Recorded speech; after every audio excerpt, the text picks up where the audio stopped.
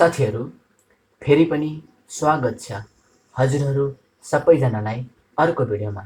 साथीहरू गएको भिडियो जस्तै आज हामीले लिएर आएका छौँ यामोई 2059 भाद्र जुलोजीको 15वटा क्वेसनहरू। साथीहरू अबको 10 मिनट हामीले मजाले यी 15वटा क्वेसनहरू मजाले सल्भ गर्नेछौँ। ल साथीहरू प्रश्न नम्बर 1 बाट सुरु गरेँ मैले। क्वेसन नम्बर 1 ले के भन्छ भनेपछि blood from back side of frog is collected by. Option एमा छ इलियाक, बीमा छ डोर्सल लम्बर, अप्सन सीमा छ फेमोरल, अप्सन डीमा छ सिस्टाइटिक।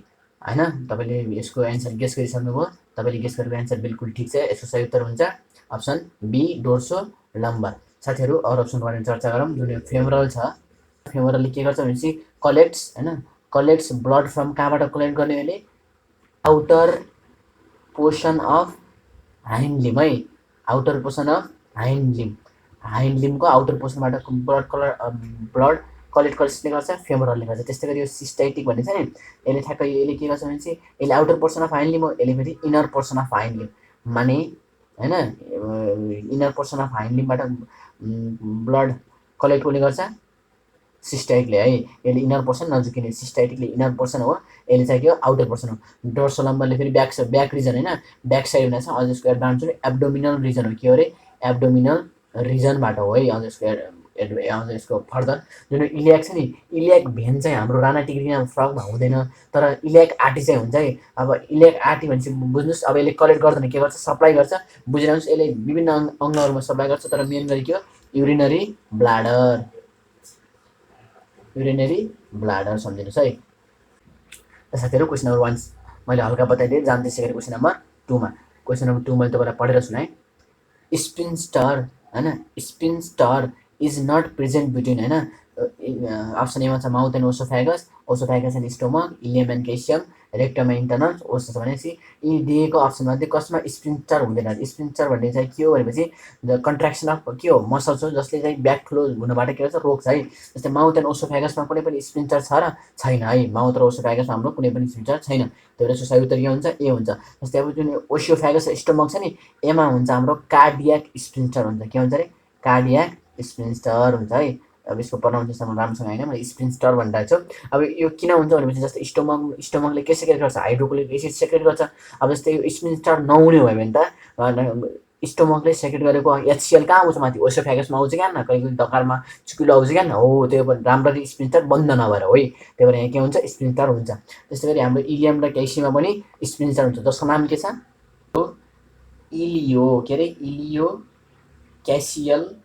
क्यासियल भल्भ। साथीहरू यो मैले अलि फर्दर बताइदिएको छु, मात्र नाम थाहा पाइराख्नुहोस्। यो इलियम र क्याल्सियममा जस्तै यसको नाम कार्डियक स्पिन्स्टर भएको जस्तै यसको के छ अरे इलियो क्यासियल भल्भ छ है। जस्तै रेक्टम र इन्टर्नल ओएस हुनेछ नि, जस्तै थाहा रेक्टम भनेको के हो लार्ज के अरे लार्ज इन्टेस्टाइनको हैन, जहाँ चाहिँ स्टोर के हुन्छ कलेक्ट हुन्छ। जस्तै थाहा पाउनुहोस्, जस्तै यो रेक्टम भयो, रेक्टम पछि के हुन्छ त मुनि हुन्छ इन्टर्नल ओएस हुन्छ हैन, दुईटा स्पिन्स्टर हुन्छ। त्यसपछि हुन्छ एक्सटर्नल ओएस, यो भनेको हाम्रो एक्सटर्नल आउटलेट भयो। त्यसभित्र अझ इन्टर्नलले अझ गाइड अझ के हुन्छ प्रोटेक्ट गरेको हुन्छ भन्नाले टाइट स्पिन्स्टर गरेको हुन्छ। यसमा चाहिँ कतिवटा हुन्छ दुईटा स्पिन्स्टर हुन्छ है। मैले बताइदिएँ एउटा इन्टर्नल ओएस, एउटा अर्को एक्सटर्नल ओएस हैन।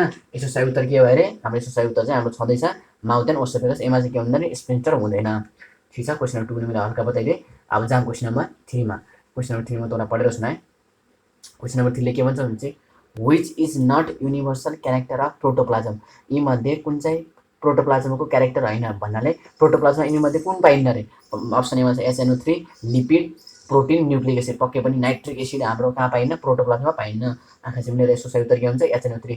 जस्तो थाहा पाइराख्नु, जस्तो हाम्रो जुन प्रोटोप्लाज्मा छ नि, प्रोटोप्लाज्मामा म्याक्सिमम त के हुन्छ भने चाहिँ वाटर कन्टेन्ट हुन्छ। के हुन्छ रे म्याक्सिमम वाटर कन्टेन्ट हुन्छ। अनि त्यस्तै गरी थोरै मात्रामा प्रोटिन हुन्छ, त्यस्तै गरी लिपिड हुन्छ, त्यस्तै गरी अरू जस्तै न्युक्लिक एसिड हुन्छ है। तर के हुँदैन नाइट्रिक एसिड SNO3 हुँदैन।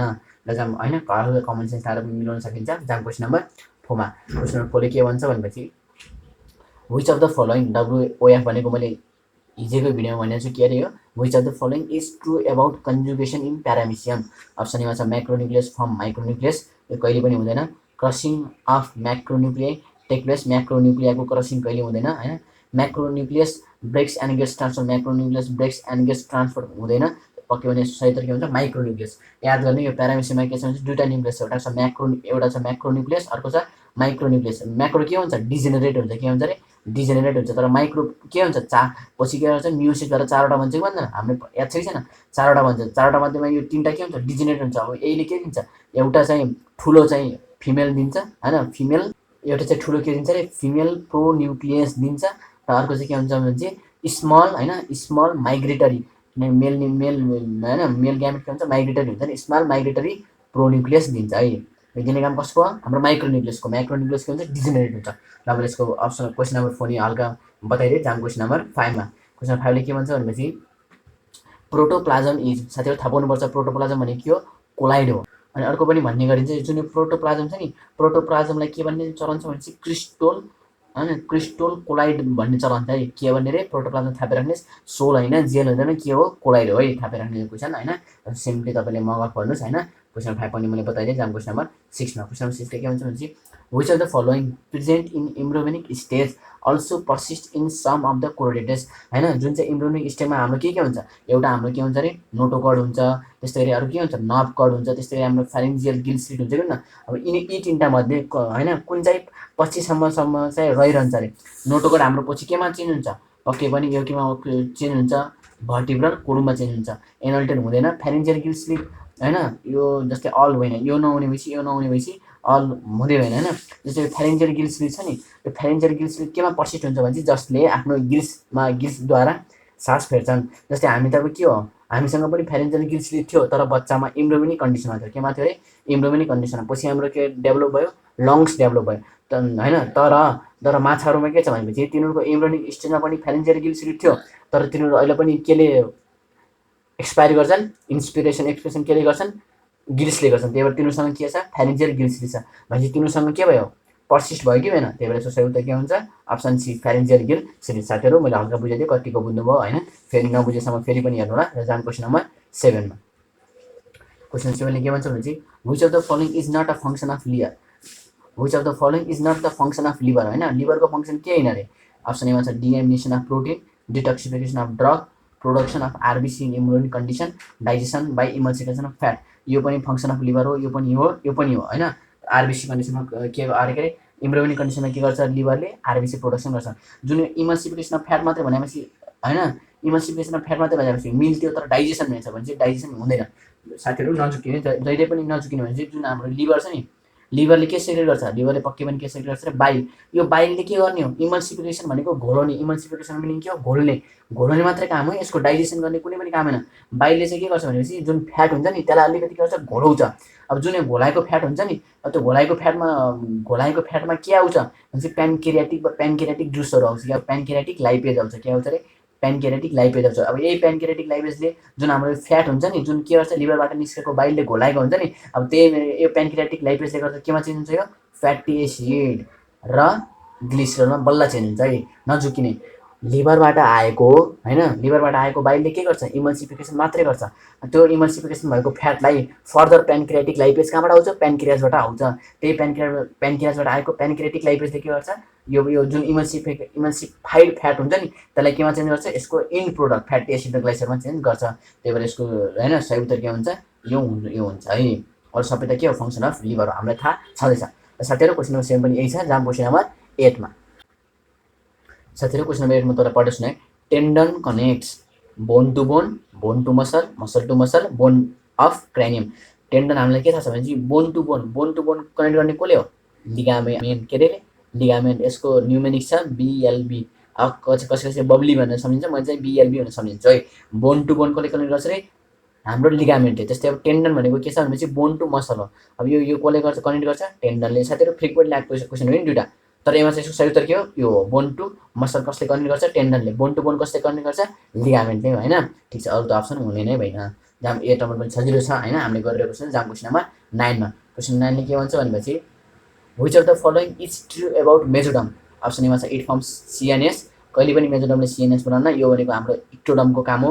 It forms pouch and lining of the coelom, यो ठिक छ।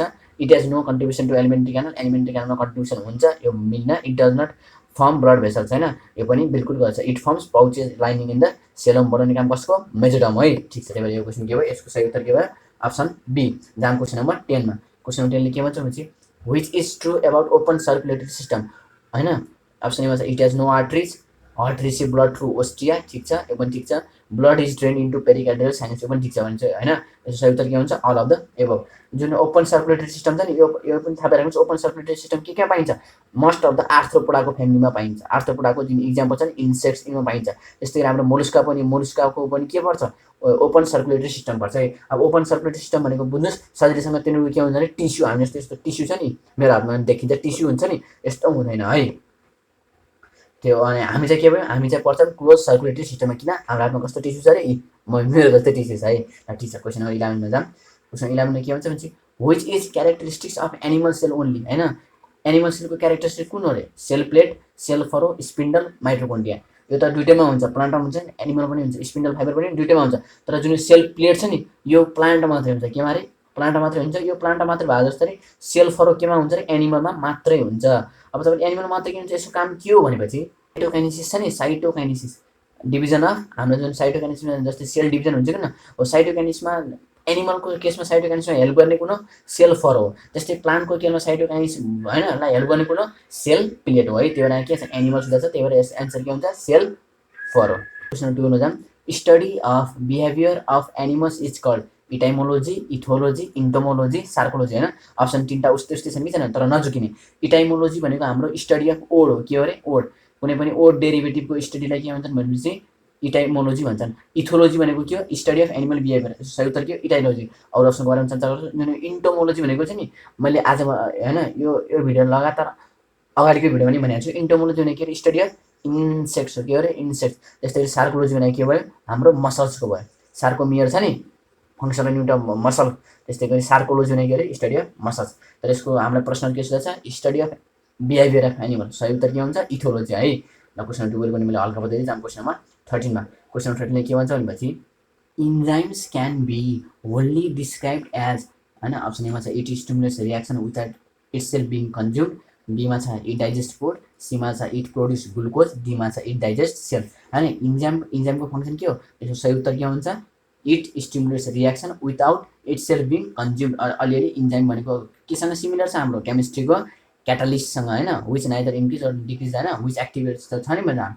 यसको सही उत्तर के हुन्छ, it stimulates reaction without itself being consumed. Bio catalyst हुन्, के भन्ने, बायो क्याटालिस्ट। मैले भन्दै थिएँ नि क्याटालिस्टसँग सिमिलर छ। Enzymes are bio catalyst of proteinaceous nature which alters the reaction that is either first, होइन, आइदर फास्ट ओर स्लो, होइन, विदाउट इट्सेल्फ बिङ कन्ज्युम्ड, होइन। अलिअलि क्याटालिस्टसँगको केमिस्ट्रीमा पढेको क्याटालिस्टसँग सिमिलर छ, जसले के गर्छ भने इट स्टिमुलेट्स रियाक्सन, होइन, without itself being consumed. Question 13 गर्ने बताइदियो भने जाम क्वेसन नम्बर 14 मा। क्वेसन 14 मा के छ भने the focusing of lens is done by, होइन, पक्कै पनि लेन्सको फोकसिङ गर्ने काम कसको, सिलेरी मसल। अरू अप्सनको बारेमा चर्चा गरौँ। जुन आइरिस छ नि, आइरिसको के हो भनेपछि कलर अफ आई के गर्छ अरे, कलर अफ आई केले गर्दा अरे, आइरिसले गर्दा हो। Colour of eye is due to iris because it is pigmented, के हुन्छ अरे, यो पिगमेन्टेड हुन्छ, त्यसले गर्दा के गर्छ, कलर प्रोभाइड गर्छ।